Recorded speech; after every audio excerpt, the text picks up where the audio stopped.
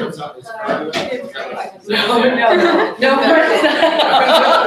Fern's head is not there. That is YouTube Live. There's some. That's right, YouTube Live, that's right. Oh, so am I supposed to be in that? If I talk to you? I think you. Then I have to stand in front of one of I think you're gonna stand right in front. That's awkward. That's awkward. Let me see if I can make it any more awkward than already is. Hi, everybody. I'm Ian Anderson. I'm the Vice President of Academic Affairs at the College of Art. And the first thing I'd like to do is give away this deco tape, which has been in my office for 2 years. I thought that I would use it, but I have not. It was $15.66 at Art Mart, so I know it's really good deco tape. I'd like to give it away by offering a brief quiz, which I did give a giveaway to earlier. What is the best science fiction show ever made for television? I will decide, yes. Hilo. That's a clue, that's a clue, that's a clue. Another guess? Best science fiction show ever made for television? Bill Nye. It's not science. You guys might not be nerdy enough for my quiz. Yes? Battlestar Galactica. You and but maybe, Hilo, my son's named after that show, so congratulations. I think you had an inside track. I had nerdness that I needed to. Oh, you did? Get some serious Big credit spoiler. So Now you got to share it. What are you doing? thank you all for being here today for the MAT Master of Arts in Teaching Open House. Welcome. Some of you I know from Maine College of Art and from coming to the program. Others I just met today. Just a few things. Obviously here at Maine College of Art, we teach people how to be artists and designers, but in this program, we also teach people how to be art educators. And I think that's an incredible occupation, and a very honorary occupation. And other staff, faculty have heard me say this before, but art educators can change students' lives. An art educator changed the entire course of my life when I was in high school. And this is a person who didn't have to, by any means, take extra time and energy out of their day or their weekend, but made this world open up to me that as a 15-year-old Southwestern Virginian that I didn't really even know that existed. And that opportunity that individual created changed the entire arc of my life. And so you can have a really profound impact on others. Art educators are apparently the most organized people in the entire world. If you ever want to get something done or you want a wedding plan, hire an art educator. Every time I told Laura, I bet Laura a donut that when we came up, she said, well, what is the agenda for the day? I said, well, it's introductions, there's a panel, but I'll bet you a donut that when we get in there, there'll be a list of how the day is supposed to go. So maybe that's not. All right. Well, always had an agenda. It's right here. It's in there. Oh, it's in your packet. So we'll split the donut. Do I get a donut? You do. Everyone always wants to get donuts. Anyway, so thank you for being here. We have a great program and great talents for you all today. Before I go away, I'd like to introduce Laura Freed, Maine College of Arts President. Laura. Thank you. Ooh, I want to be on the screen right here because Ian, I don't think you were on it. Is anyone in there? That's the other. So the whole problem world is is there. I will be blocking you. Okay. Well, these three are movie stars. They're in our new video. So when you watch it, let them know how great. If you think so. And then we have our alums who I just met a few minutes ago, and I'm very happy they all are happily teaching, or teaching. Happily or unhappily, we'll find out. A little bit about me. I'm Laura Freed. I'm the president at MECA. I started my career as a magazine journalist, and I did a lot of profiles of famous people. And I always started in a kind of, who was the most important person in your life? And guess what 90% of them said? After mom. Their teacher. Most of the time, it's a transformational moment for most people. When they think back, they think about their teacher. Teachers have the ability to change the world. And I spent 10 or 15 years in magazine journalism, writing, editing, publishing, and I just wanted to get back to education because I felt that I wanted to be as close as I could be to that transformational moment when somebody decides who they're going to be and when someone believes in you. And most of the people actually didn't credit their parents, those of you who are moms and dads. I think parents have a great role to play, but in terms of that transformational moment, it's someone who believed in them for who they were, who wasn't related to them, who saw potential in them, who encouraged them. And I'm married to a therapist, and I know how important believing in someone is to people's mental health and to their well-being, and you have the ability, no matter what age you teach someone, you have the ability to really help someone value themselves at a very early age. So teaching is really important to me. I've dedicated my life to higher education, but I think the most fun is right here. Somebody, current student said, I walk on the 5th floor and I see all this fun stuff happening up here, so I want to come by. And you have this supply closet. Really a lot. Most of us are fascinated with that moment here, with that moment of creating and making something. And if you can believe in someone and then empower them to reach their full potential, I think you'll be fulfilled your whole life. So I just wanted to come up the stairs and let you know how important this small program is to us at MECA. It's a small school and you're a small program in it. That means that you'll get as much attention as you want and as much focus. And I just wanted to let you know that everyone at MECA really is behind you, with you, and you'll be in an environment that will inspire you because the walls talk here. There's always something hanging out there. Students who are at different levels of ability, when you see what happens, the transformation from when students come in to when they leave, it's amazing. I just saw the work of one of our students last year, you're a painter, but she started making these incredible paper flowers that still blow my mind every day when I think about it. So I'm happy that you're here. You're in great hands with Kelly. She's a star, and then you have the many stars over here. So let me step away and let the games begin. Thank you both for coming. Thank you. Thank I mean, that's you and you Thank you. I'm Kelly McConnell. I'm an associate professor and outreach director of the MAT, and I'm really psyched that you're all here. And the thing is that our program is transformational, and it's really tight-knit, and we're going to tell you a lot about it. Teaching is about forming relationships, so we want to start forming a relationship with you right now. I'm trying to find my technology stuff. This is what I'm supposed to do. Adrian started this whole evening, and I want to introduce some of our other people before I go on. This is Piper Bolduck. Piper Bolduck is an adjunct professor in the art education program. She was a public school art teacher for years, and now she brings all of her on-the-ground expertise to our program. She teaches the 2 methods classes. She helps me with the clinical supervision of student teaching. And also that's Piper's work. Bridget Lawler is our new admissions director. Welcome. Welcome. This is the first day I met Bridget. We're really happy. Adrian, you all know, because Adrian Kiko is the face of our program and all the graduate programs here at MECA, and that's her new boss who she just met this week. And John Rudnicki, like 3 hours today, right? Yeah. And then John Rudnicki also is Associate Director. your Associate Director of Admissions, also very interested in teaching and teaching internationally. So John always is snooping around in our program, because our program's motto is start here, teach anywhere, and we are living that because we have people teaching all over.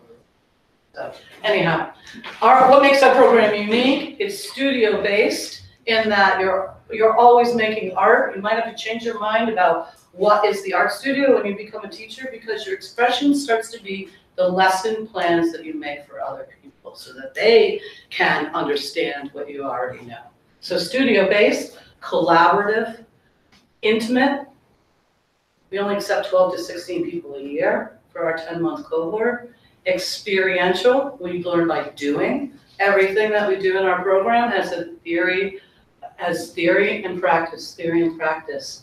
It's rigorous. We can't say enough about how rigorous it is, but you're kind of all in it together and moving forward together. It's extremely rigorous. And so we want to remember that it's fun too, because we do have a lot of fun. We're kind of doing this. This is a lot of writing. I'm just gonna let you read it. I'm just gonna wait a minute so that you can just read it out. It's actually in your packet as well.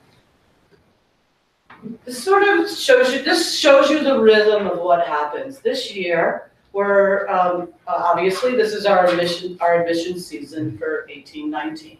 This summer, our program starts at the end of July on a Friday. The college does its, is it July 31st or something like that? The college does its, I'm sorry to be talking about it. The college does its orientation, and then you get a day to get yourself settled, and then on Sunday, you start classes. And that is the summer intensive. And the summer intensive is taught by the chair of our program right now. Her name is Fern Tavelin, and she comes in and does an integrated, I'll let you all talk about what summer intensive is, right? It's the foundation for all teaching and learning. You get like a long weekend off, and then you come back into fall, and you go through academic classes. Within these academic classes, there are 110 hours of associated field work. So you're thinking to yourself, oh, I'm only taking 3 or 4 classes in the fall. It's not a wide open schedule that way. We can talk more about that too. And right now, these 3 who are sitting on this side, they're all off doing their student teaching. Student teaching actually starts right before the new year in December with a week of observations in mentor teacher classrooms. And then right when the school vacation comes back, January, you go into 1 student teaching placement, 7.5 weeks, and then the next one. We typically do elementary school, then high school, but we're very responsive to the small cohort, so not everybody is in the same order or in the same way. And then you're done with student teaching by the April public school vacation, and then you do weeks of writing final papers, getting your professional website squared away, exit interviews, and all sorts of other fun culminating activities, and you're out by May 12th or 11th graduation. Everything about this program is designed mindfully, and that end date positions you all to start applying for jobs right away before most of the other programs are out. So all of that is all of that is built into the very design of the program. For example, if you don't mind, when Siri graduated, she already had a long-term sub-gig lined up in a local public school that she was doing, getting real life experience right before she got hired for a public school teaching job, right? So she was doing her public school teaching, went right into a school doing a long-term sub-gig, and then got hired by a public school. So we want you to do that. Summer Institute Learning Marks. When we say that you are with kids right away, you are with kids on the first day of class. Come in the morning, you've got hours of reading that you've done the night before, you have a discussion, you learn how to facilitate reading, you learn how to be a facilitator or a leader right off the bat. Everybody takes turns teaching and learning, and then in the afternoon you go and meet your first students.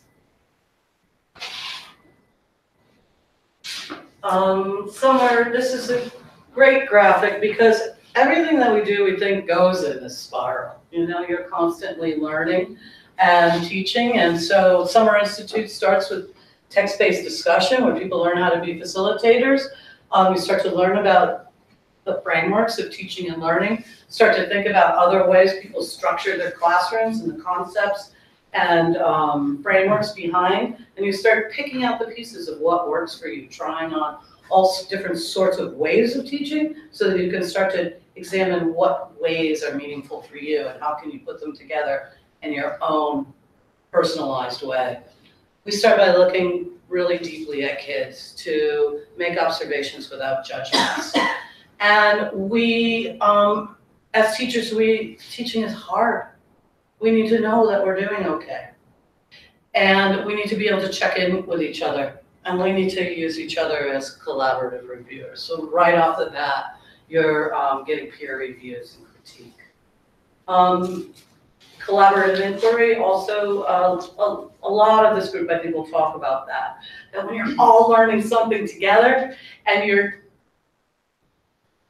doing that, then you can learn exponentially as a group. When you're learning collaboratively, if one person in the group writes one awesome lesson plan and then the other people do, you share them and you have 12. You only wrote one yourself. That's the kind of work that we do. Teaching is very public. Everything that we do is pretty public. And what we really want you to do is find your own philosophy. I mean, we have tenets and philosophies of our program. We do. We're a teaching program. But you can't fake it. You have to find your own too. So this program is about knowing teaching and also knowing yourself. Fall field work is really exciting. In a class that I teach called Alternative Settings for Art Education, the very first project is go find your own place to work.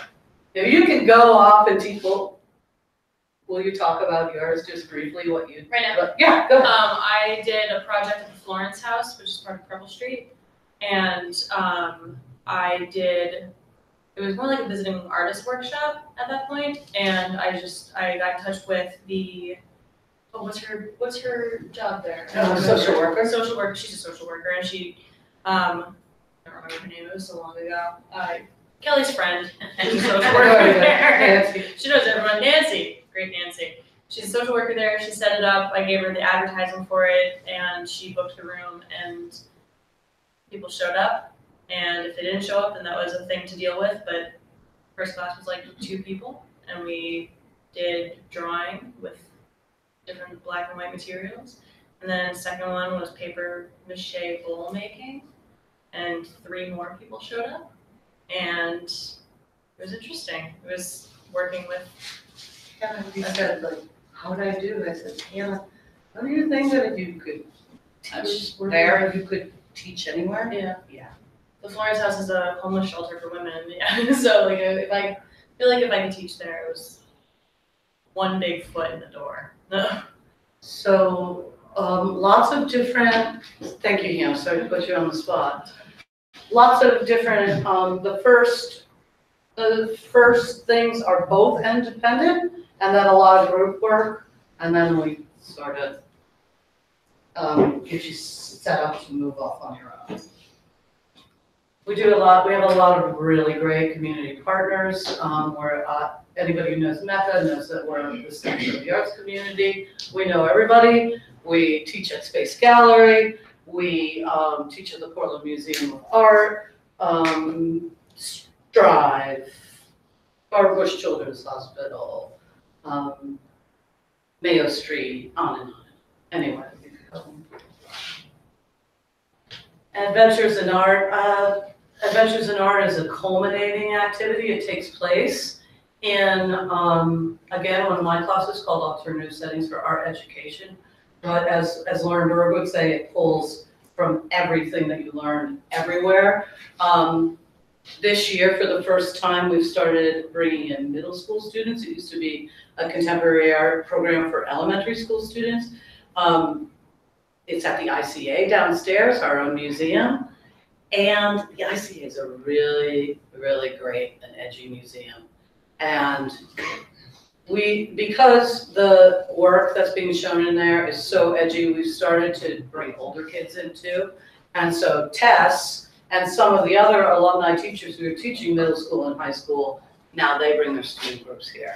So like Sean, who's on the end, who will introduce himself later, his group of middle schoolers come and work with us at the Portland Museum of Art. Tess's middle schoolers come down from where she teaches, come to the ICA for workshops. So we have a lot of community.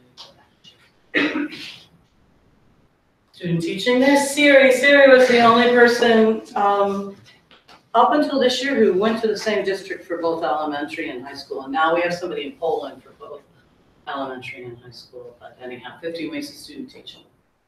And then we're done. I think that's the last slide, isn't it, Adrian? Oh. In the spring, with student teaching, you have a corresponding student teaching seminar with Piper and with me, where we're talking about practice and classroom practice and things that arise.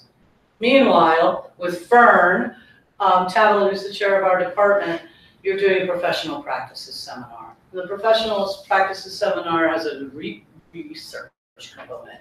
And the research component is about looking at your practice and trying to improve it with quick actions. So you learn how to collect data, assess, and to come up with these action plans. And the thing that's really cool, I think some of the alumni will talk about too, is that this is what schools expect their own teachers to be doing in their daily practice. So everything that we're teaching in our program is real life and applicable to what you'll be doing in a professional setting. This is what, well, you can talk about how you did action research in your own evaluation system at Greeley High School, right? It's the same thing. Career prep. We do a lot of career prep. One of the things that I think is really important is that we want to position people to be able to have the power to make the best choices they can for their careers and their future. And so I think that probably there are a lot of people who are like, we want a job. We want you to get a job. And we do everything that you can. We can't say that we're going to get you a job, but I think that if you talk to everybody up here, they'll say, everybody helps me to get a job. We do all sorts of things like give you feedback on your resume, your cover letters, all sorts of things. We also have Artists at Work here at MECA, where professionals can help you build these kinds of things. I bring in principals who I know from my career to do mock interviews. Principals come in and they tell you secrets about cover letters and getting you a new job. We give you feedback and help you design a professional website. We do exit interviews with a panel of professionals to give you feedback. We put you in the hot seat so that you're prepared to go for a job interview. There was sometimes even people come in the summer and we'll just pretend we're having a job interview and practice. Because a lot of it's practice. People tend to get jobs. I mean, Lynn came up here. We've got this market. We've got this market. The people who come out of this program are a really progressive teacher, and they're getting hired, right? Lots of you will come to Maine and want to stay here. We have all the jobs in Maine, so we often ask you to. We want to position you to get a job, so I do the student teaching placements. I'll put my ear to the wall to hear about openings. We'll send you back to your home state. We'll send you back to your favorite art teacher who might be retiring someday, and you can take over his job. We can send you to student teach in Germany so that you can go get a job abroad, all sorts of things. And I was talking to Andrew on the side. If you're from here, everybody's looking for long-term subs who are really well prepared, and sometimes you just have to be in the right place at the right time. Job preparation, career preparation is extremely important. We let you know that we expect that professional level in everything. There's Sean. Start here, go anywhere. Oh. Rock on, Sean. That's you, right? So, I am the person, I do admissions here, so I'm the person who's going to collate everything for you. I'm going to let you know every time I receive something, if you have any snags in the application, any questions at all. But the application is online. You just got to go to MECA.edu, fill it out. There is a application fee that you pay with credit card online. And your artist statement, we truly want to know why you make art. You don't need to tell us why you're an art teacher yet. We know why you're applying to the program. We want to understand, what influences you're looking at, why you create the medium you're choosing. We want to know who you are first. And then we're going to go to your portfolio. 15 to 20 pieces. We're using Slide Room. Put it on Google Slides and share it with me. Those are two of my favorite ways for you to submit. And also, we do want recent work. If you haven't made work in 2 years, it's okay. Just show us work you're really proud of and show us a range of work. Why do you think we ask that? Because you're gonna be teaching a range of Yes. medium. Everything. You have to teach everything. And we don't expect you to come in and know everything. However, if you have painting, if you have etching, if you have some ceramic work or 3D work, show us that. Show us the breadth. And your resume, this is, start with education, where have you worked, and where have you gone to school, things like that.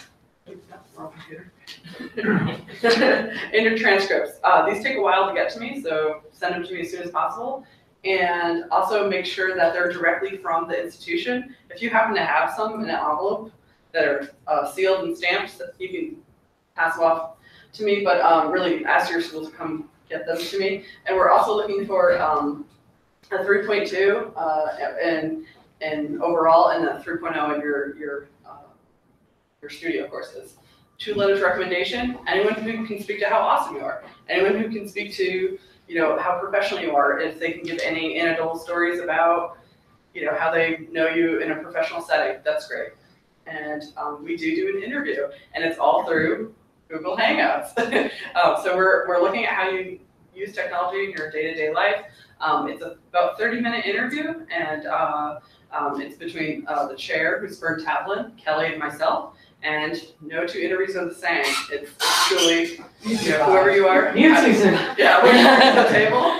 You guys want to talk about the interview process? What was it like? They had to go through.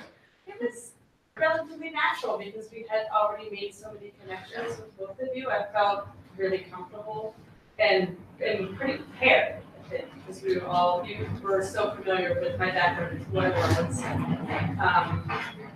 A lot of my questions were already answered, so it was more of just a conversation, really, and just expectations and more just like prepping for what was ahead. Really, I thought it was very comfortable. It wasn't scary. Mackenzie, what was your takeaway? Yeah, I'll second that. It was pretty informative for me. I had some questions that were answered. It felt very personal. I haven't done an interview via FaceTime, so it was good though. It was it felt intimate and it was definitely informative. So it was good. Cool. They're my favorite parts of the job. And then the Praxis test. So I often tell people wait for the Praxis until you get accepted, but then start thinking about it. There are 4 tests: the reading, writing, and math, and then the art educator one. And so we do not want you to come to this program still doing these tests. The last thing you want to do is come into like this awesome, holistic, you're changing the way you think about education and children and yourself, and then have to go study for a standardized test. Do that before you enter the program. We will give you $1,000 if you do it before the start of the program, and we mean it that much. And so it'll definitely cover the test. Sorry to point at you, Siri, but look, I think that we upped that. Oh, We have to yeah, change that. It's 1,000. You're right. You're right. But that's the whole process. And if you have any further questions, my email's in all of your cards. So here we are with questions. So, all right. Are you gonna tell the panel what to do? Yeah. So I thought the best way to give you guys information is people who are living through it or have lived through it. So we're going to go through, starting with Sean. They have some questions to answer, like introducing themselves. And then if you guys, I left questions on your tables because I feel sometimes people get stuck or like, I had questions, but I don't know what they are. So we'll go through them. But Sean, you want to start us off? And excuse me one second, Sean. If anybody wants to get up and get more food or Yeah, you can use it, just move around. I can't really sit still, so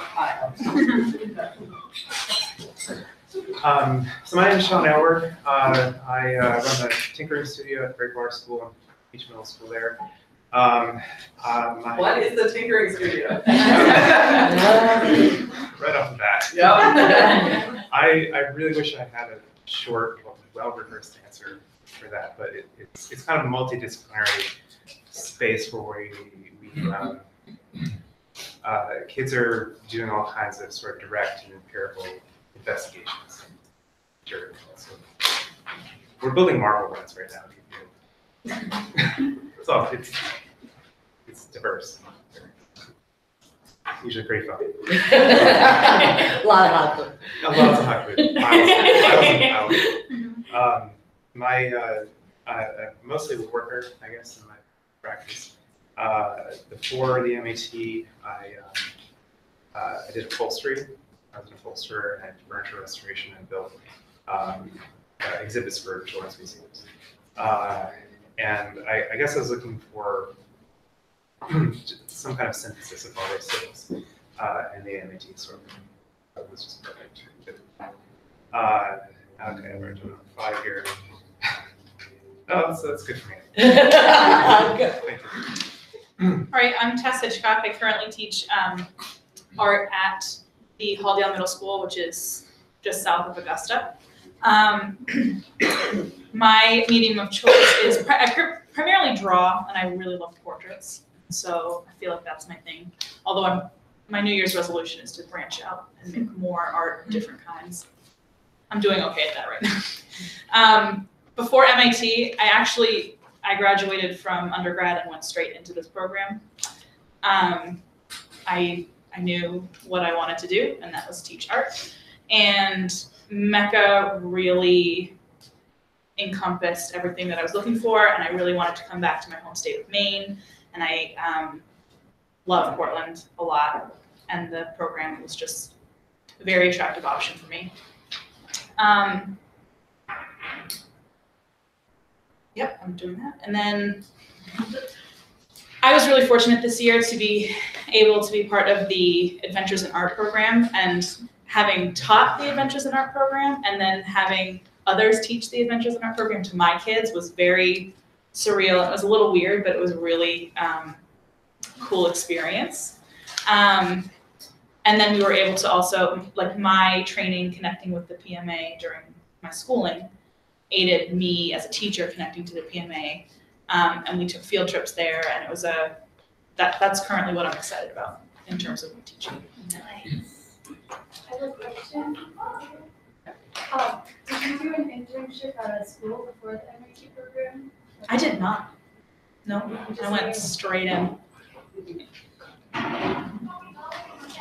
I'm Chloe Poirier. I'm currently teaching at Wayne Fleet School, which is a local independent school. I'm teaching kindergarten through 5th grade art there. My medium of choice is not an easy answer for me. I call myself a socially engaged, video-based performance artist. So I do a lot of video work and working collaboratively. And lately I've been doing work with embroidery and printmaking more. Before I came to the MAT program, I was actually here at MECA getting my Bachelor's of Fine Arts in New Media. I also was getting a minor in public engagement. And I was thinking about grad school and getting a MFA, but a lot of my studio work had transitioned into collaborating with local high schools and local high schoolers. And being able to see kind of in my peripheral vision this program, I became pretty interested in pursuing teaching. And this program felt like a really great way to go to kind of jumpstart my career. I was able to do this program and start working right away. It was fast, and that was really great transition. And I got to continue that work that I started in public engagement, authentically connecting with children. So that was really important. And a project that has been really fun this year is the Wayne Fleet Lower School is currently under construction. So there's a giant construction site right next to the school, and we're all over the place, and it's very up in the air. But I took the opportunity to dig clay from the construction site, and with the help of my wife, made clay and then brought it to the kids, and we explored the local clay, and they made pinch pots that were Wayne Fleet pinch pots. What's the clay? It is gray clay, but it fires red, so it's a brick clay. But we talked about it, how it was much less plastic and much sandier. So it was a good learning experience, but hard to work with. So now the Wayne Fleet artifacts. It's amazing. My name is Margaret Melcastle, and let's see, prior to doing the MAT program, I was a woodworker, and I was teaching wood and boat building to kids at the Compass Project here in Portland and in Biddeford. And I also was an ed tech in Portland schools. And through that experience, I just knew that I loved working with kids in the wood shop, in the boat shop.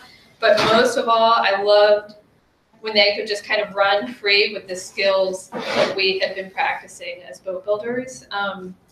So I really wanted that art part of my life back for myself, and I wanted to be able to make that more possible for kids.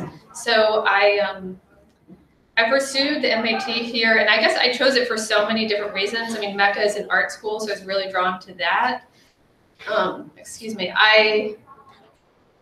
It worked just logistically. I was really happy that I could be a full-time student for a year, and I could earn my master's. And it's something where I just felt excited to really concentrate on this.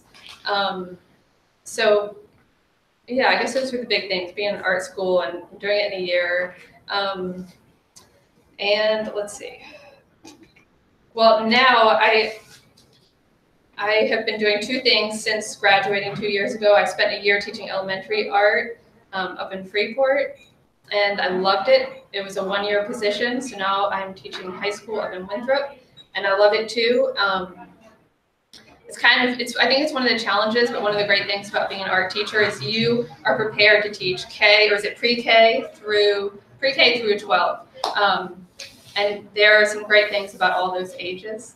So I'm really enjoying that. And then something that I'm excited about, this year have been teaching stained glass, and because of that, I have also been learning to do stained glass. And so this year I've been taking doing like a weekly workshop with a woman who's a mentor to me, Becky Christie, an art teacher that some of you might meet her, and just sort of dabbling in glass work. So that's been fun. And being a teacher has really inspired me to do that. I think if I weren't teaching it, I wouldn't be pursuing this, but it's been neat. My name's Siri Nichols. Excuse me. I graduated in 15, so 3 years ago. I am a painter. I do mostly watercolor and acrylic right now because I live in a really tiny cabin with no space at all. And I live on a teacher's salary, so I don't have money for a studio, so I've kind of adjusted. I used to do more oils, but general painter, I guess, is my title. Before MAT, for like 8 years, I was a floral designer. And then I also did excuse me, I did a 3-year teaching preschool job in Wisconsin at the John Michael Kohler Art Center, which is a very small contemporary museum. I think it's one of only a handful of museums that have a preschool inside of it.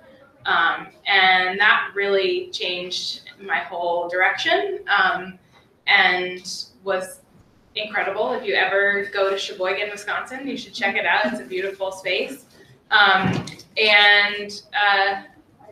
So I was there for 3 years, and I decided to come back, and this was just the perfect situation for me. Timing is everything, so that was huge. I also already knew Kelly. When I was in high school, I was her CIT at Breakwater, Creative Arts Camp,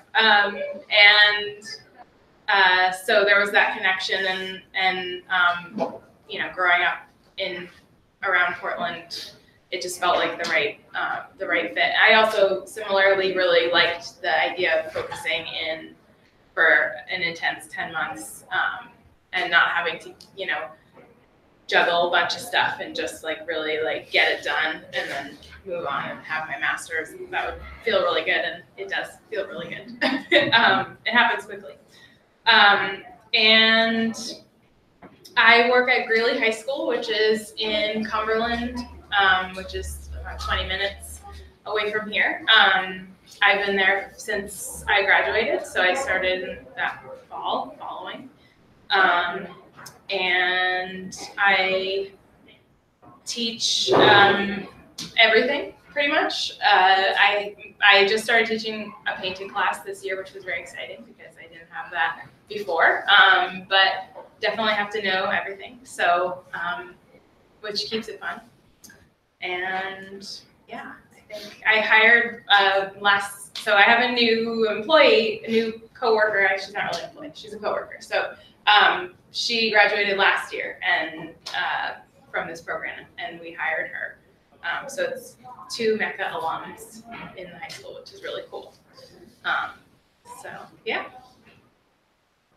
Hi, my name's Lauren Berg, and right off the bat, I can tell you I'm a current teacher candidate, and my medium of choice is, that's also, I find that very hard to answer because I love all media. I would say my go-to is oil painting, drawing because it's just easily accessible, but I love anything novel or new, and I love learning new materials, and being a teacher means that I get to teach all of these different subject matters, and therefore I can seek out learning opportunities for myself so that I can teach it. It's cool. What was I doing before the MAT program? For the past about 10 years, I've been living in Brooklyn, working for the same restaurant event space as a director of operations and private event manager. So someone earlier, I think it was Ian, said, an art teacher can manage a wedding. That's what I've been doing for the past 10 years. It's funny. I mean, I would book, plan, and host almost in the busy season like 5 weddings a week.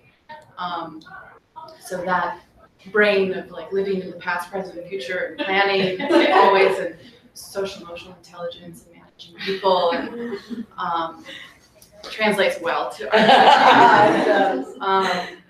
But I was missing my art. And so that's why I was starting to look for different avenues, and I found this MAT program at MECA.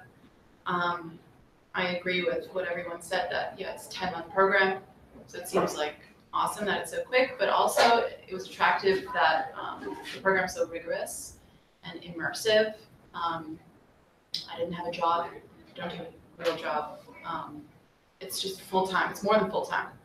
And I feel like that's the best way that I learn anyway. And because it's so condensed and short, you want to, sit up and pay attention and get the most out of it, try and be the best student you can. And what am I doing now? Where am I working? I'm currently smack dab in the middle of my first student teaching placement at Greeley Middle School. So Siri's teaching at the high school, and you can just walk down the hill, and I'm at the middle school, and I'm having a great experience there. Projects I'm working on that I'm excited to share.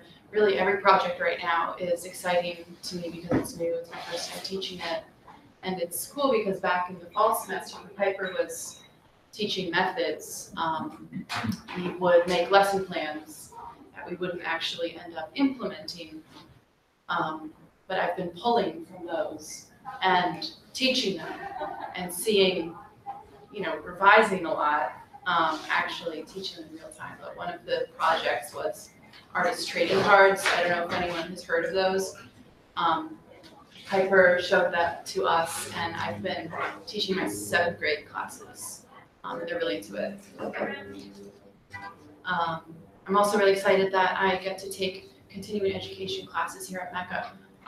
For free. So while you're a student, I think some of the classes have one spot in there or something for current grad students. So I'm starting tomorrow a ceramics class, and on Saturday I'm taking a water color workshop. So that's awesome. Hi, I'm Samara Yandel, and I am a experimental artist in many media. I really have gotten into printmaking lately, and that is from a class that I took as part of our fall semester, where everyone was taking a bachelor's level course as well as working on everything else, and that really got me into printmaking, which I hadn't had a lot of time to explore before. And the great thing about printmaking too is that as a teacher, there's just so many options and opportunities to bring that in and to revisit it. So for me, that's super exciting. Before I became a teacher candidate, I worked at Portland Stage Company, and I ran the education programs there for about 10 years. And then I was the development director there doing fundraising. So this has been a huge shift for me. It was really kind of hard for me to leave that career and to come back to school, particularly I have a 15-year-old daughter, so you know, it's a big change for me. But it's been an incredible experience, and it's been one of the best decisions that I made. So I chose the MAP program because MECA has such a great reputation. I'm from Portland and I went to USM, and I always sort of thought MECA was not really obtainable for me. It seemed like I had a double major in studio art and communication, so I was really thinking, what can I do for a career? Sort of when I was getting my bachelor's, but so MECA seemed kind of like this lofty fine arts place for me, and I didn't really see myself as fitting into it, but I realized how wrong I was with that, and coming here for my graduate degree it's just been so eye-opening. So I feel like I did miss out in the bachelor's, but I'm really pleased that I made that decision on the graduate level. Right now I'm working at the Lyseth School, which is an elementary school out Washington Avenue in Deering, and everything that I'm working on, like Lauren said, is super exciting because this is we've had all the field work, which was great, but to be able to plan the lessons and then see how the students respond and then change things for the next class. This is work in progress. It's such a creative and inspiring environment, and that just to be like what Kelly was saying, where the lesson sort of becomes your medium, and my creativity as an artist is able to be channeled into the lesson planning and sort of the responsive, sort of the malleability of it, how it can evolve and change. Hi, I'm Hannah Bevins, and I'm also a current MET teacher candidate. Medium of choice is everything under the sun. My undergrad is painting with a minor in theater production, but I do everything, which is another reason I like teaching art.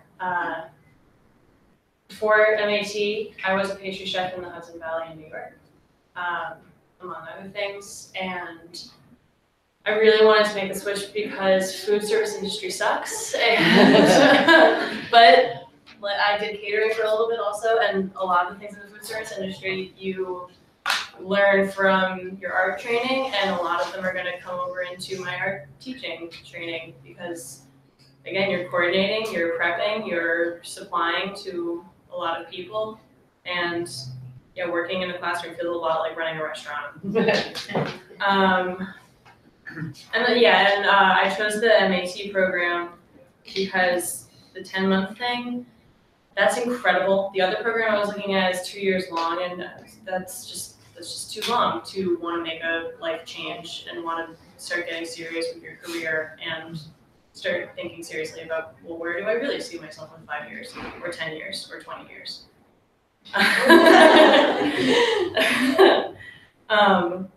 And where am I now? I'm between Longfellow Elementary and Falmouth Middle School, so I'm getting the best of both worlds. And I came into this program being like, I'm going to teach high school, I have no time for little children, I don't want to teach people not to eat sand, and I am at the end of, or not the end, getting close to the end of our K-8 student teaching, and I'm like, I love little kids. They are so much more open than anybody else that I know, and I really think I want to stick with them. Hannah has the sweet spot for those second Oh my graders. gosh. Oh my gosh. I had, and this is one of my favorite projects is we're doing this Andy Goldsworthy things. I saw the film at the PMA and I was like, that's what we have to do. And I have my second and third graders doing the Andy Goldsworthy project, and it's all ephemeral. I'm asking, it's absurd if you think about it, because I'm asking like 6-year-old and 7-year-olds to concentrate on arranging objects, and then at the end of the class, they destroy it. And they're all so cool with it. They're all so open to the idea of destroying this work that they just spent so long to them working on it. And my big breakthrough this week was with this one student who's got some exceptionalities, and so it's hard for him to like focus because all the kids are around him and they're doing all these things. And so I brought him out to the hallway, and it was just amazing that I had this 7-year-old kid alone in a hallway aligning bark for like 15 minutes and doing it quietly. And it was amazing. Oh my God. That's my favorite project. All right, so let it rip, people. Lots of questions. You have like a million experts in here. You know, this program inside and out. Really, we just want to answer any questions you have. Go. So Jeff. this 10-month period of training, you say there's also weekend work, right? So you'd be basically starting in July. It's not like semesters and trimesters. You work all the way up to the end of May. And take No, little there's breaks in between. Yep, you start this year in 2018. Yep. We start on July 31st. We go through till, I think, the Tuesday before Labor Day weekend. Then there's a long weekend. Right. Then a 15-week semester, and then another 15-week semester. So it's like 3.5-week intensive, 15 weeks, 15 weeks. Okay. That's right? But, Some things happen. well, you get a little time off, but I think that these folks should talk about, you don't have any time off. Right. We do not think that you have time to work an outside job, for example. Let's answer that. Who wants to talk about that there's no free time? Because I was just talking about, so we had, technically we had a week off for the holidays, like Christmas break. But that week I spent working almost harder than I had any other week because I was going into my student teaching placement. And I know my mentor teacher expected me to start teaching K through 5 that first week that I was in school, which I did. Really? So I had to come up with lesson plans, unit plans Yeah. for kindergarten. But it was kind of funny because it was kind of funny that first seminar on a Tuesday night, because the whole cohort came in and they felt like they weren't doing enough because they were only working one job teaching. And I said, it's okay, teaching is a really hard job, that's enough. Because they're used to teaching all day, reading all night, presenting all the next day, updating on the weekend, you know. So there's not any downtime. I mean, and there's no, if you think about it, people say during the program, and this whole group can speak to this too, I wish we had more time to reflect. Of course we all do. But you can't fit a master's degree into 10 months. Right. Without it just being. Right. So what did you do, collapse after you graduated, or how did it go for you? Or were you, I don't know. Me? Yeah, I think that you were just ready to apply for, what'd you do? I jetted off to New Orleans for the weekend. And then you came back and applied for jobs. I did. And got them. Immediately. Just like, took some downtime and then get a job. What did you do? I had a caretaking gig at a historic house, and then for that summer, and then started Breakwater. I mean, we already know what you did, you worked. Yeah, I had a weekend. Margaret, you started working full-time, like in continuing studies in the summer, right, teaching here? Oh yeah, I was teaching here and down in Kennebunk, I think that summer too. Yeah, it's been Kennebunk. For those of you who graduated from MECA and right into the program, how does the course flow compare those last 2 years in MECA to the 10-month program? Is it like a huge shift, or is it? I'm the MECA person, right? Okay. I think that it's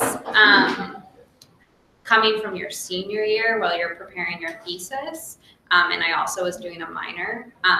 it compares to intensive level because the thesis show is such a big thing here, and writing the thesis and all that felt very much like I was in the rhythm of that, and then came into the rhythm of this. But I think that with the BFA work, it was more individual work and like spending time in my studio alone, whereas this work was collaborative the whole time, so the way you were working was different. Early years at MECA, I think, were less intense, but that senior year to this year was pretty comparable, I would say. I think that it looks pretty stark when you look at that schedule in the fall and you think, oh, I have only 4 classes, until you realize. But we put together a integrated calendar with all the deadlines named, and then when you see them in bold print, you realize that you have every day have a deadline, so you don't. Right? It's not like you're working on long projects. You're working on, you're designing them, you're fixing them really fast, you're trying them out, you're moving on. Yeah.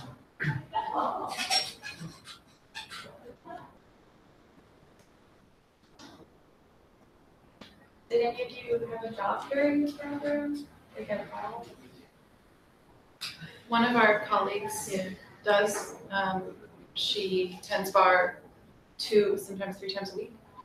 And she's mentioned to me, she's counted the hours that she's lost every month. Something like, she's told me 40 hours or something, you know. Go ahead. I was gonna say I wouldn't recommend it. Yeah, she openly admits that she wants to quit. She wishes she didn't. She can't. She's in a situation where she can't. Yeah. I house sat, which was a wonderful way to make just a little bit of money.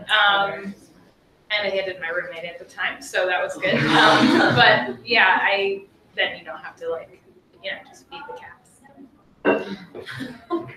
And then, Adrian, didn't you take out a supplemental loan at grad plus? So financially, it's pretty generous to grad students. It's called the Grad Plus loan. So I worked all my undergrad, like so many jobs. But before I knew I was coming to the program, I learned so much because I wanted a little bit of comfort there. But I took out a Grad Plus loan, and as soon as you apply to financially, they see that you're a grad student, and they offer you to cover the whole program, and then you can ask for more for like transportation, supplies, a new computer, things like that. You just have a conversation with our financial aid person, and it really helped me pay for rent the whole time and a beer on Friday nights, things like that. Yeah. So I grew up here and I've been away for a long time. I came back and I have been in Massachusetts where education is like #1. And we have like legislature that's really gonna keep the arts and sciences. In Maine, it just doesn't seem like the same kind of climate. So I'm wondering, I know that, I guess, like, how is Maine gonna do like the next 5-10 years as far as keeping arts in their schools? Is this a viable, like, profession? Well, why don't you, those of you who are teaching public schools. What do you hear? Like, do you hear cuts? Do you hear, like, well, I mean, we were kind of hanging out in Massachusetts, like, well, the teachers, they need your prep time, so you gotta have art. So, which is kind of scary. Like, is Maine there yet? Yeah, I don't know. I'm in high school, so it's not as special. No, it's an elective, so that's it's okay. a requirement actually, but yeah, Okay. and electives. But I don't hear anything. I, in fact, kind of hear. I find a lot of people coming to us for proficiency-based guidance because we naturally teach that way to standards, and we naturally create portfolios of work, and we naturally document everything. And so, all of these things are things that are really important in a proficiency-based system moving forward, which is what all of Maine is doing right now. Yeah. So in my opinion, from the high school side, I don't see that. But I don't hear about it either. And I don't know if, I mean, I'm not very active in the arts education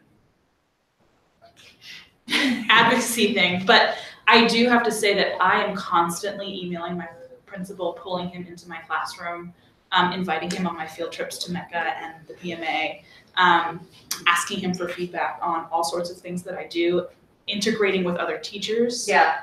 So like, I feel like if you make your program, Yeah, I know what you mean. yeah, it's just, I know what you mean. Yeah. Yeah. Very integrated. Yeah, they can't get rid Into of it. other standards. They can't get rid of it. No. Yeah, and then in Maine, the art teachers have been leaders in, like Siri and Tess are saying, in leading the proficiency-based grading in the state. So we've been ahead of the curve, and then a lot of school systems are turning to be IB Maine right now. There's like a wave of international baccalaureate, and those are portfolio-based systems too. So we see a lot of educations turn to portfolio proficiency-based, and we're right in the middle of it.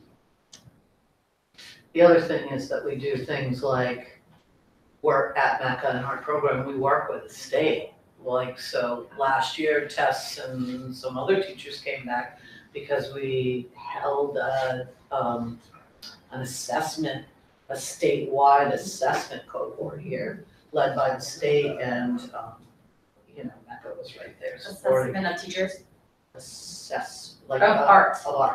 Arts assessment. Standards-based assessment. So we're good. It's growing. Yeah. Good. I'm just thinking on the same lines. It feels like one of the first things to get cut in the budget would be the arts. And I do work with a local group, Painting for a Purpose, that paints and auctions off stuff and raises money. Like I think this year was $9,000, and they send out checks, $500 to this school, $500 to that school. Schools can just apply for it, and then to help fund their arts programs in their schools, which kind of goes along to your point. Is there not enough money in the funding for the arts? And you guys are all in the arts now in schools. Does it feel like you're short on supplies? Do you have everything that you need? If you want to do a great big trip, can you make it to MECA with the buses? And do you feel like funding is available for all your creative ideas, or are you limited to, here's all the paint you get for this year, so use this pair?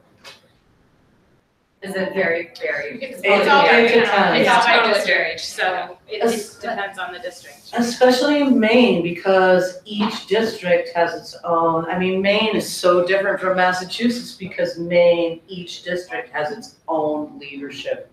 And so like Kennebunk High School can have a $10,000 a year budget for their art program, and the school right down the street in Biddeford is not, right? Because it's, in general, we're not in a really great time for the arts, hello? But we resist. Well, and that's what's so important about doing documentation. This job, right? Because we're the ones who are gonna be out in the school and actually being known. So, that actually was an intriguing part of it for me. And something you learn as soon as you're out working is that you have to be an advocate. That's just part of the job. And one of the things that we do in our program is we use pedagogical documentation. And that's a fancy way of saying that we make learning visible. So every one of these teachers in their school is going in their school and showcasing what the arts do. And it helps us save our jobs. You never walk into a school where there are amazing bulletin boards and art hanging all over, and the art teacher's job is getting it. Doesn't happen. Especially in Maine, where it's so localized, and communities will do all sorts of different things. But that said, there's one, art teacher per elementary school. Sometimes you have to travel between 3 schools to make a full-time job. In Maine, it's easier to get a job outside of Portland. What does outside mean? An hour, right? You could start drawing concentric circles around Portland, and like all the artists are in Portland, it's just like in Boston, or whatever, or New York, right? Midcoast has a huge art scene. Mid-coast, I mean, those jobs come open, and Margaret's teaching in Augusta. I mean, it's not like being a teacher where you have multiple teachers in that discipline in a school, although in high schools, Series 2, you know, Falmouth where I live, they have 4 art teachers.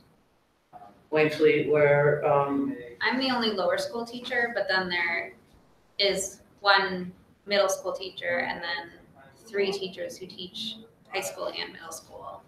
And I've been working with my head of lower school to be able to be more directly working with those high school, middle school teachers so that we have like a real department rather than me be the department of 1.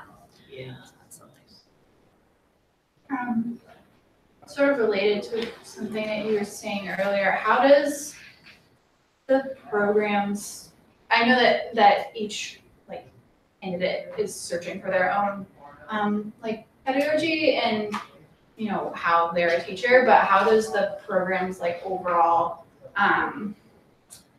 like culture, does it cultivate like student advocacy, and especially like if you are teaching in places that have diverse schools and have students of lots of different backgrounds. Like, our how does heroes that are work? equity-based educators. Pablo Frere, yes, we're all into equity-based education, and the very first thing that you do in the summer, you sit around the table and learn to share the air, and learn that the professor in the front of the classroom isn't the most important person in the classroom. It's all white women who are professors in the program. We don't have a lot of racial diversity in our program. We also don't have a lot of gender diversity, but we teach in very diverse, racially diverse schools, and we also teach in schools with a lot of economic diversity. And we take risks. We take risks in order to teacher excellence and equity. So I don't know, I think that is, I would rather open it up to this group, particularly the people who are in the program right now.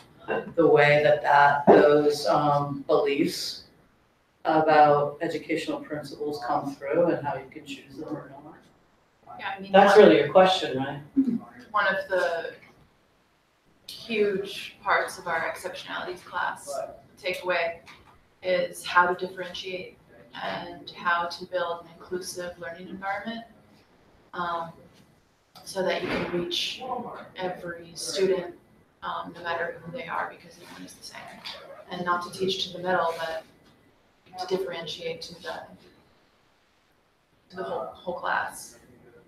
And doing your research in advance too, so you can come prepared and confident, so you can accurately assess and implement what you've learned into the classroom.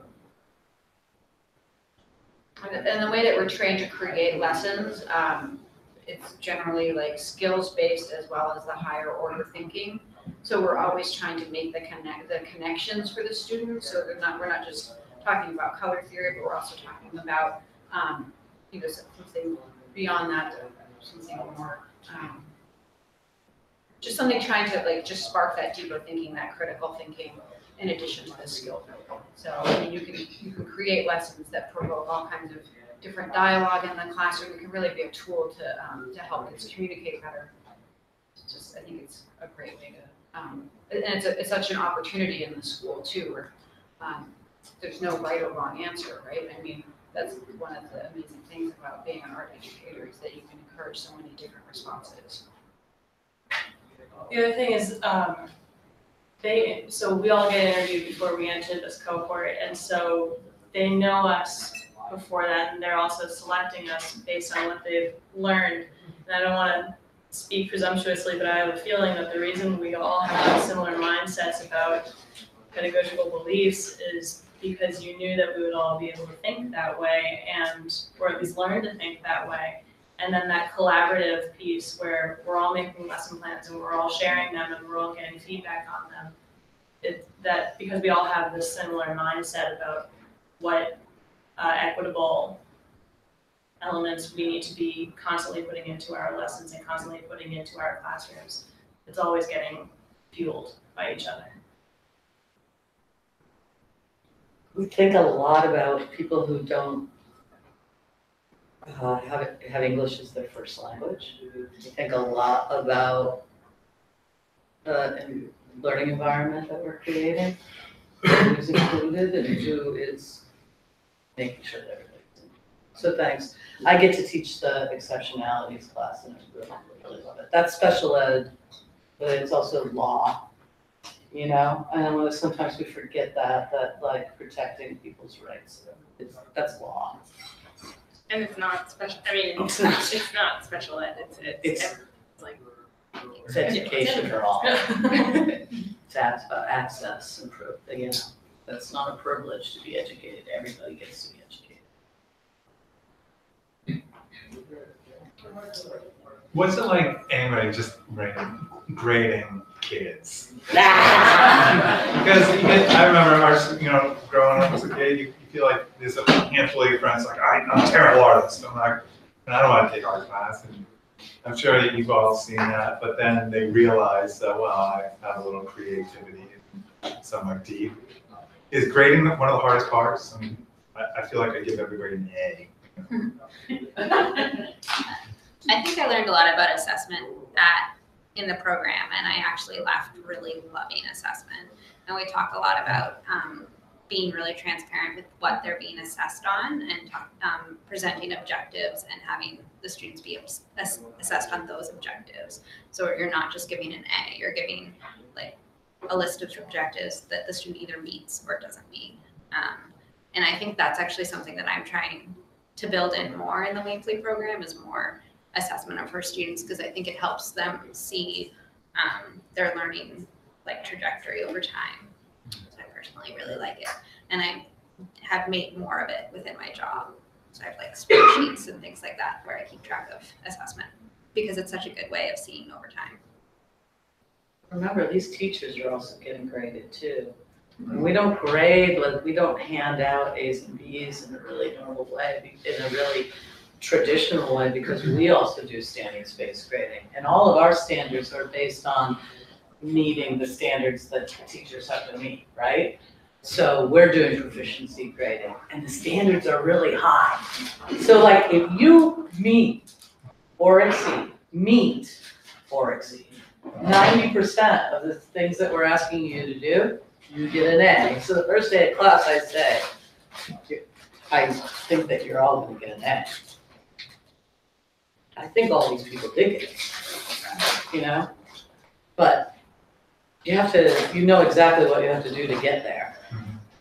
But everybody, we want to be here, some kids in school, they have to go to art class and they're not We interested. talk a lot about, that's something that really comes up in seminar during student teaching, is how do you engage kids who don't want to be there?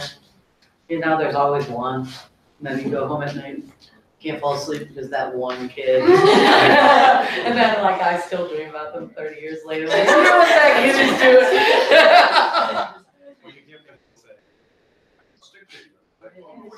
But we know that we can teach you on. You had something, you had a question. Yeah, because the program is so rigorous, how do you find time for your own studio practice, and do you have access to the facilities? Did you actually make work? Were you able to show at the same time or not? The BFA course that you have to take for one of the classes in the fall, that requires you to make work, so you will constantly be making artwork.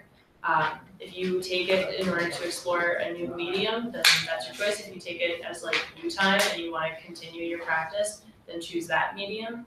The biggest thing that I learned from it, because I did printmaking, but I've done that a little bit before, but it was like a refresher. And then on top of that, I kept my own practice going. And the thing that I learned that I think is huge is This program is really, really rigorous and it's really demanding, and you have very, very little time to put to yourself. But if you're going to be an artist and an educator, and you're learning how to be an educator, and that's being so demanding, then your artistic practice deserves to be just as demanding. So that's up to you. It's a constant struggle.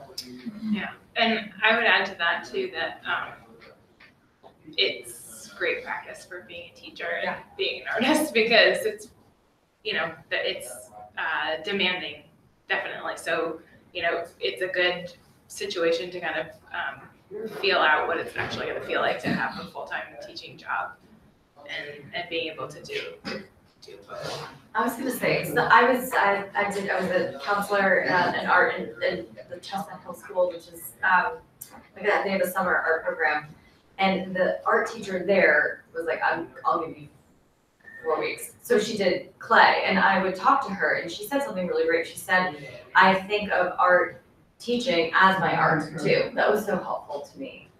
I remember that, like, because it's hour upon hour upon hour that you do the art teaching, and it's nice. Yeah, and somewhere along the line, you have to realize as an artist and as an educator that you have to not treat your students as little studio assistants, but you have to get inspired by them.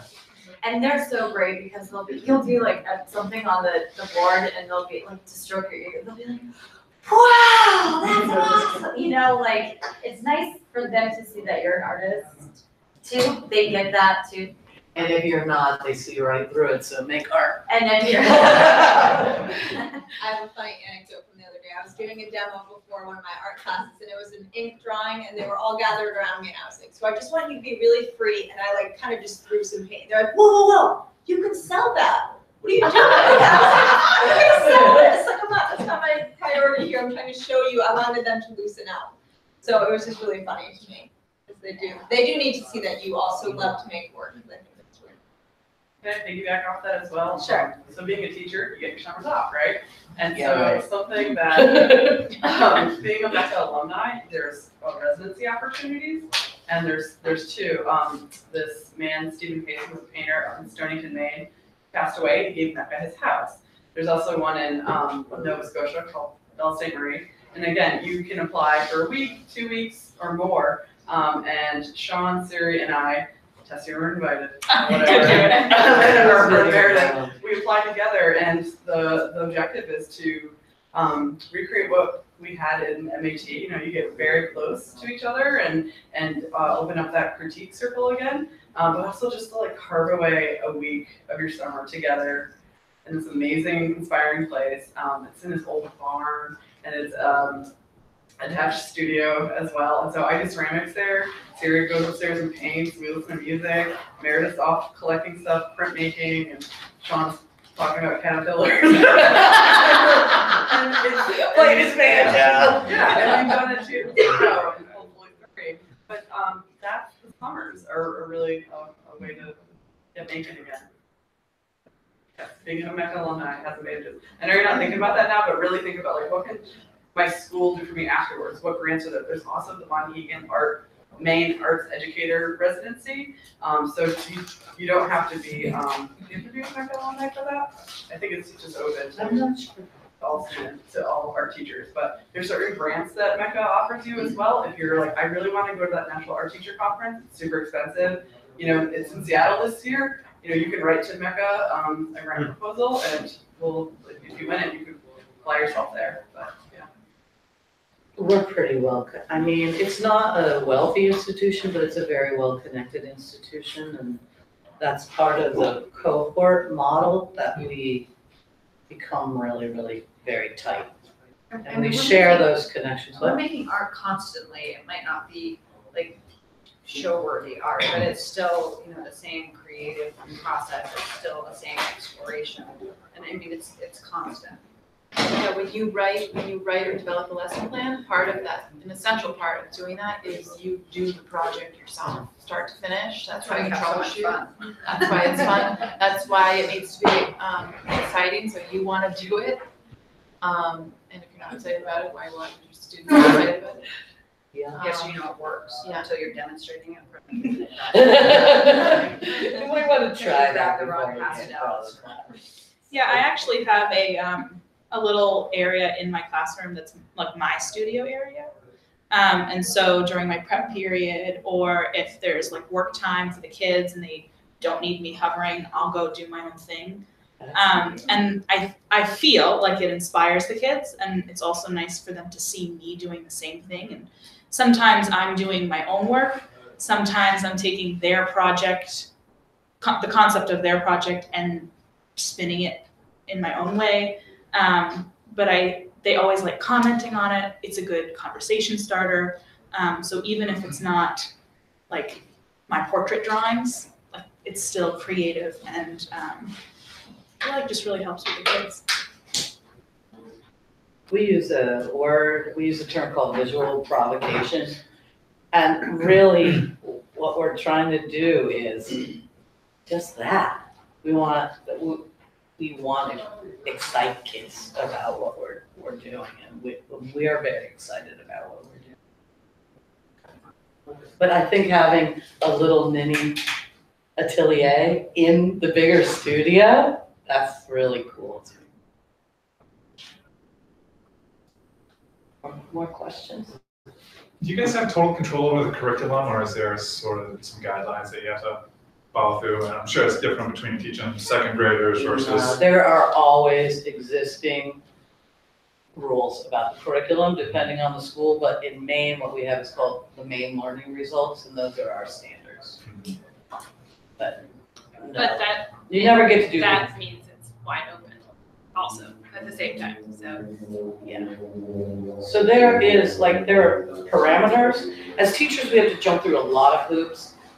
We have a lot of state and federal oversight. You know, there are all these other things. But what we hope is that within that structure, that we can have a lot of fun.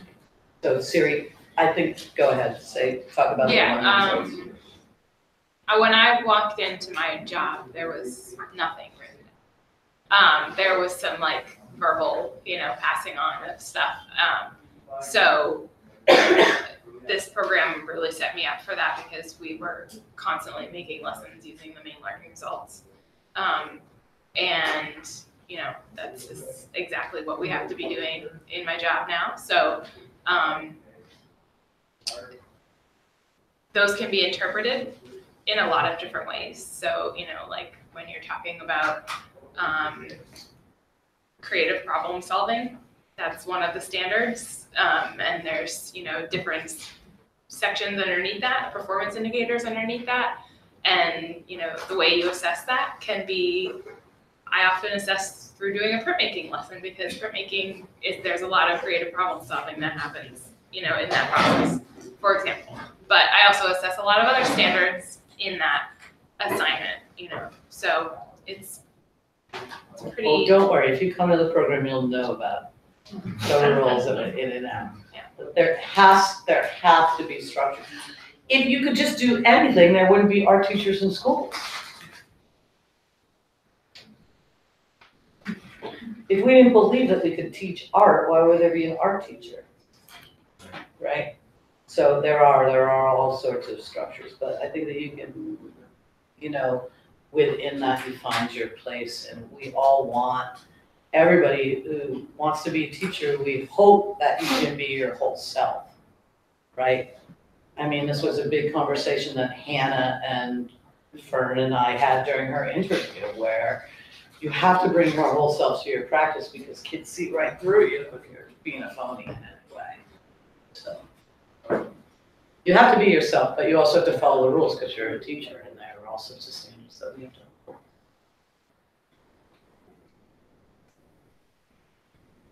No questions? Yeah. About 10 more minutes.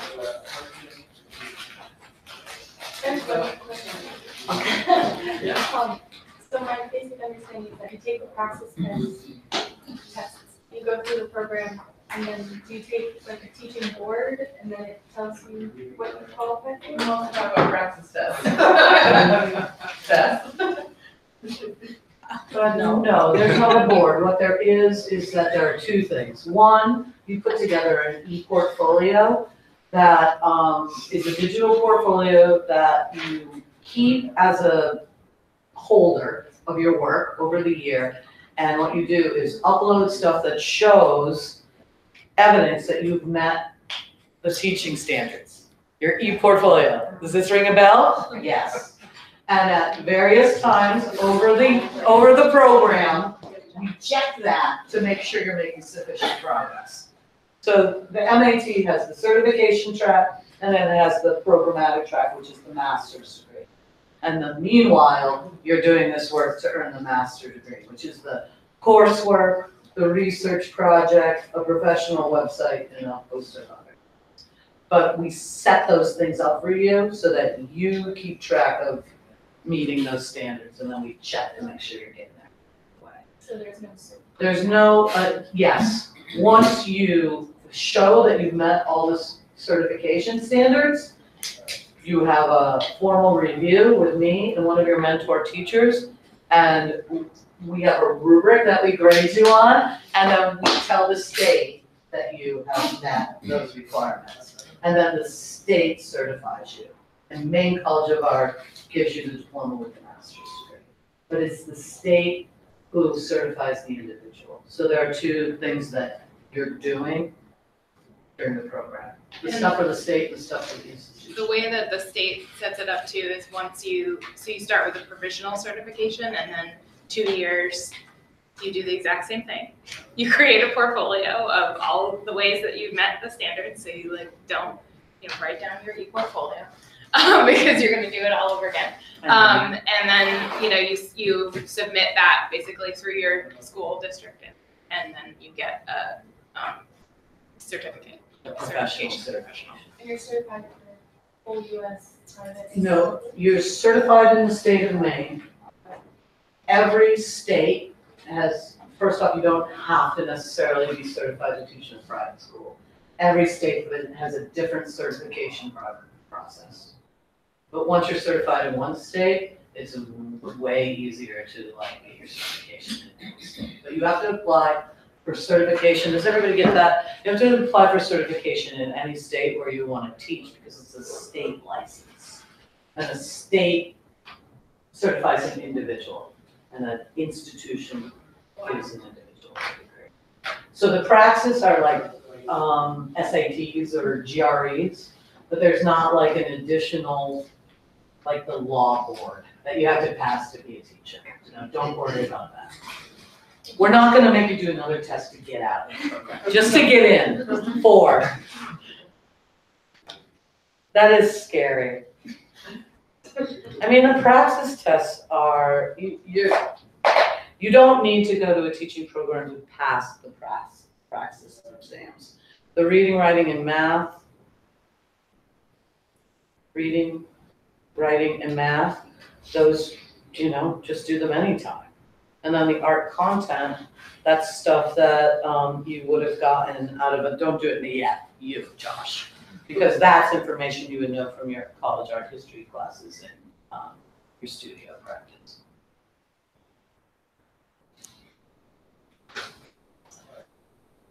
If you are going to do the Praxis, do practice tests. That would be my biggest suggestion. I bought like a book that had 2 different practice tests in it, and it really helped. I found a website that has like flashcards and stuff like that, but the questions on the Praxis, it's like they were designed by someone who just took the Praxis because there were definitely repeat questions on there. So check like comments and I hate that this is YouTube live because now they're gonna take them all down. Like check comments by users, and if they say like this is the one, then that's the one. YouTube live, Praxis is a racket. You have to do Now it. they don't exist at all. There's a lot. I'm not big fans of standardized tests, but again, it's one of those things that you just have to do. Yeah, it's such a relief to get them done, and to be able to commit the time ahead of before starting the program. And the $1,000 is awesome incentive. It more than covers the price of the test. For Yeah. the $500 covers the price of the test, and Adrian was like, we need more incentive. Because you can, with that, you can buy the pre-test, get some books to study, and then passing it, getting the $1,000 will more than reimburse you for all that.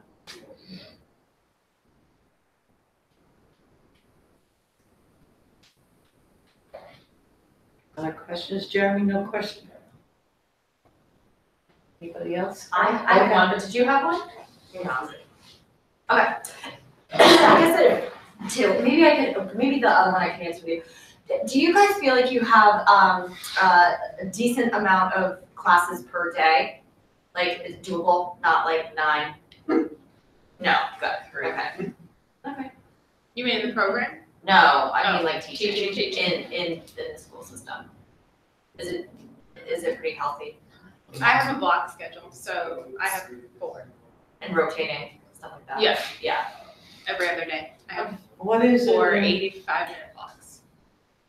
And then like an advisory and Yeah, high school. But the elementary schools in Portland are to 35-minute back-to-back. yeah, they're a lot more. They're like 45. they're like 8 45. 8 a day. I don't know how many a day. Yeah. 650 students. I feel like my schedule is not that bad, but I do have 5 fourth grade classes back to back, 45, no breaking.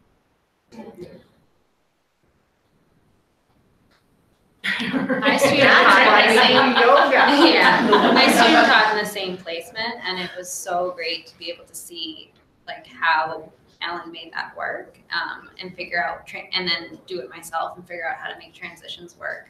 And now I'm in this place where I feel like I have more time than I need because I got used to that back to back. It's totally possible, and there is like chunks of prep Yeah, time. our mentor teacher has been doing it for 18 years, so she loves it. We had a lot of great mentors. I mean, Piper was a mentor of ours before she taught in the program. So we seek out mentors who can help you sustain the practice, like really learn from. Who were your mentors? I forgot to ask. Melissa Perkins Oh, yeah. and Westbrook. took her in my high school, which took her job. We do that a lot. Because people like call me up and say, hey, Seriously? Carrie. Oh, Wait, hold on, Taylor, Taylor, talk about that. What? Talk about the connections. We were talking about that the other day. Oh, yeah.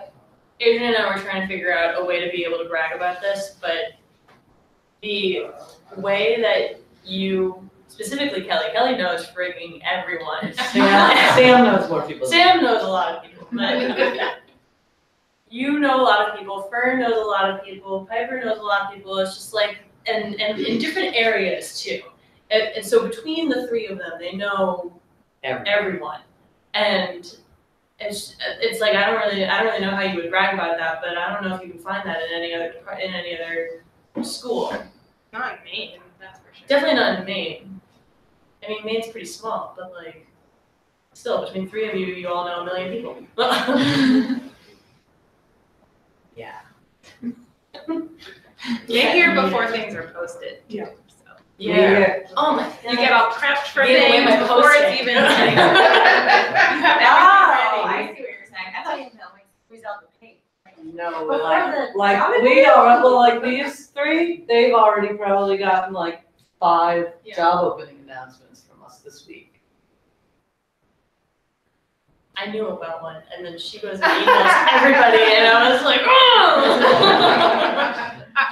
Adrian and I applied for the same job, and she literally walked out of the interview while I was walking. That's all right. Yeah. It's If you know, if you feel like you want to stay in Portland, yeah, you're gonna see your classmate.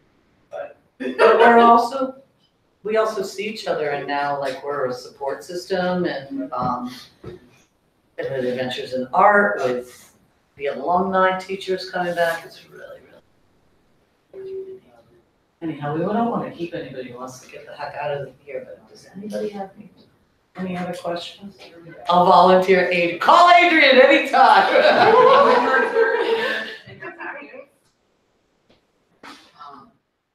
all for coming, and thank you, panel, for coming. Thank you, panel.